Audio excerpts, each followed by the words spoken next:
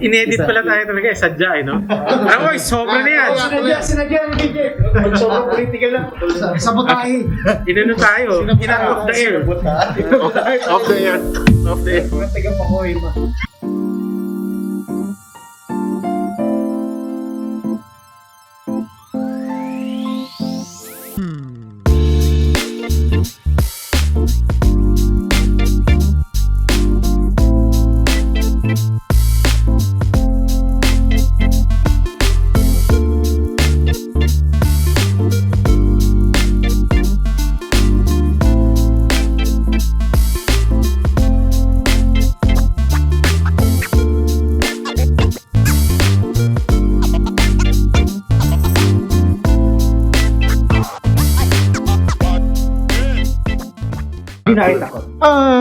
To be honest, This is it can sama. still But be. the thing is, people will always find something to point out. As That's you the point. That's the point. I mean, whenever you play something, even in video games, something political, or even reading comics.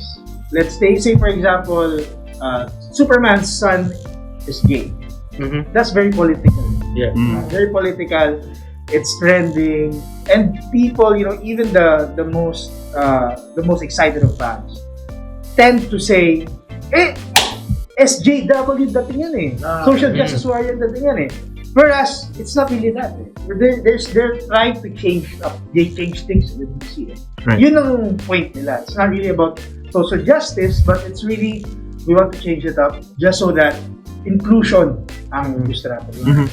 Personally, I'm very, very opinionated. Like you said, you follow my social media, and I'm very opinionated on things. But I will not force my opinion on the company I work for, and the company I work with, and the people I work with. So, publishing something like very political would probably be not something I would do, even if I'm personally very opinionated. So I have to be more careful with something we publish. Right. And yung current incarnation is something na I think is neutral enough that the actual game itself doesn't have a political opinion right now. Right. Aside from the political opinions of the players. And then the shenanigans that therefore occurs thereafter. Yes. And the beauty of this design right now is it actually forces you to look at the point of view of the voter, the people you're playing with, diba? And which is not necessarily aligned with yours. Which is a good thing because it doesn't take that political view in the real world, and it makes it very, very accommodating. Yeah, and it's a safe way to explore ideas with people you play with. Parang, hey, it's not me, it's the game, diba? Right. So it's like all games are safe spaces where you can explore ideas and explore concepts na in the safe confines of the rules. Na meron kang out. It's the game eh. It's not my diba? Yeah. I'm just playing to win, right? I'm just playing to win. So it allows you to explore that idea that may not necessarily be, it's not something that's yours yet, pero it allows you to explore that. Right. It forces you to go to that point of view nung other person na you may not necessarily agree with. Right. Diba? Kaya actually, mas exciting to if you have people from different alignments playing, and then how do I talk to this guy? Agree. Diba? Which is really a big problem right now. People don't know how to talk to each other anymore. That's true. That's true. The real point of the game naman kasi is really to have fun.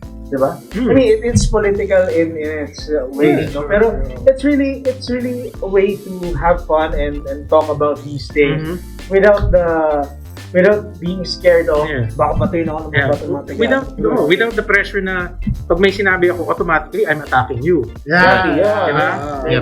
It gives that discussion a safe space to happen. And I've seen it happen na parang you don't immediately judge the person na bakit mo sinasabi yan. And I will be, in this game, I will be saying things that I don't agree with. Right, because it is part of the game. Yeah, so, what I liked about the framework, it is true with the candidates, for example, you're not necessarily for that candidate, but that's the perfect candidate to address the current Yes. situation, and you know that the voter that you're going to pitch to does like that. So now you are sort of appealing to that person and trying to figure out what works with them, why they like this candidate, and then use that as a way to pitch the candidate. But what happens though is that regardless of the candidate you're pitching, the topic is the same. Yes. You will still talk about that current issue, and that's what I felt that was the key contribution of this game, is that people will actually end up talking about the topics. Each time we talk about this game, sobrang na-excite. It gets to that point, like, simulan na natin. Give me a reason. Simula nung nawakan niya kanina yung box kanina before we went live, talagang Chino is like, He was going through the cards. I wasn't even looking at the cards. I mean, taking pictures, yes, pero I wasn't browsing it. I want to see how it was in actuality. And you have ideas percolating already in your head. which gives him the advantage for Ang hirap, hindi maglabas ng joke. Every time nagkagawa tayo ng political joke dito sa larong to, tataas na tayo ng alien. This is not your first game, I'm sure. And I want to know how it is when you were creating this versus Cotin versus, and of course, Folded Wishes. Kung hindi niyo po natatanong, marami na po nagawa ito si Sir Long. Yeah. Meron dapat pa before this, but logistics, global logistics issues, wala pa tayo. Yes. Yes. So Should have come out 2019. yeah. So Cotin versus actually was it was inspired. I was attending church at that time, and there was just a moment where how can I make God famous? Okay, I'm a game designer, or at least I'm a gamer, and I think I can design games. What can I do? And that's pretty much very similar to PLATAPORMA, because it's the 180-degree version of Cards Against Humanity. Right. So it's for humanity. yes, yes. But the main driver when I was talking to Freddy about it is that there was no actual printing or game development or game publishing capability in the Philippines at that time. We had the mass market ones, but those are all ordered from China anyway. So in terms of local production, there wasn't any. So we had to be creative on everything. So the box, for example, we were working with the printer, and they were like trying to figure out how to do the folds, because the cardstock of QNV is the same as the box. Oh, really? We were just being creative with how to. Malaki talaga siya. Double fold lang yung box niya. Yeah, it was they folded it back in to create the walls to create the box. So that was that. Even the cornering of the cards is something that's not done. We don't have the machines per se at that time. To Even now. even now, We really don't. actually, It's kinda, it's not really a cornering. They shave off in order to have the curved corners. Curved corner. Yeah. Which protects the cards from Box edging. yes. But so that was more of like a proof of case that can we do it in the Philippines? Can we start something? And that was the reason why, sir, here's the target market and here's the game design. You think is something we can explore? Fortunately, Sir Freddy said yes. Okay, then we got that out. And then after that, other games also who got Darna also around that time. And then Combatron. Combatron, Bagani. I think we were talking about that the last time, because the last time we had the talk, kind of like close like that.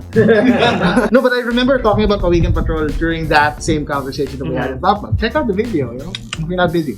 And then the Folded Wishes, and that came out, and this one went international. Yes, so most of the games that we're designing under the Larong Atin design team.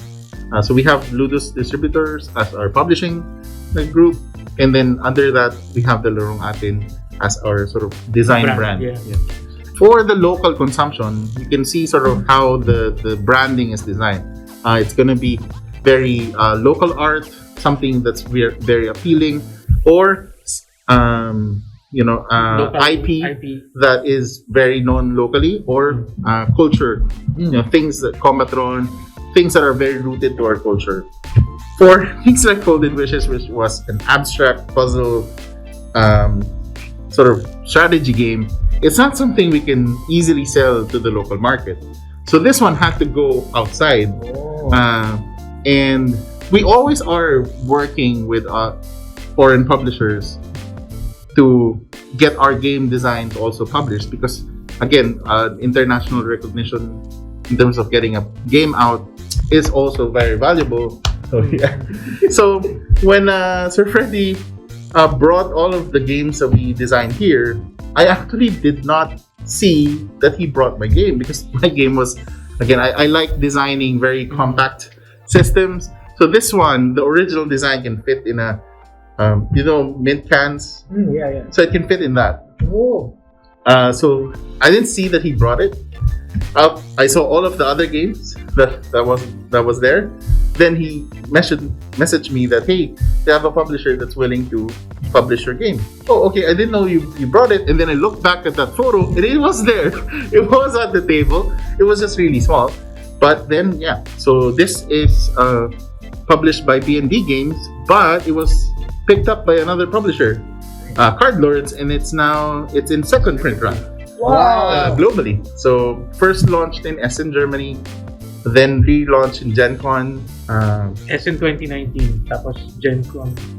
Essen 2018. 2018, tama? 2019 Gen Con. Yes. And there was another 2020 release from Cardlords. Take a look at this. This really looks nice because, you know, when some of my friends saw this and they didn't know it was made locally.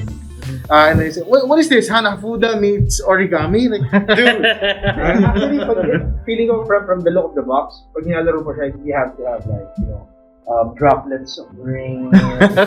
It's a very serene atmosphere. Oh, yeah. Yung tipong wala kang pasok nun pag suspended ng classes.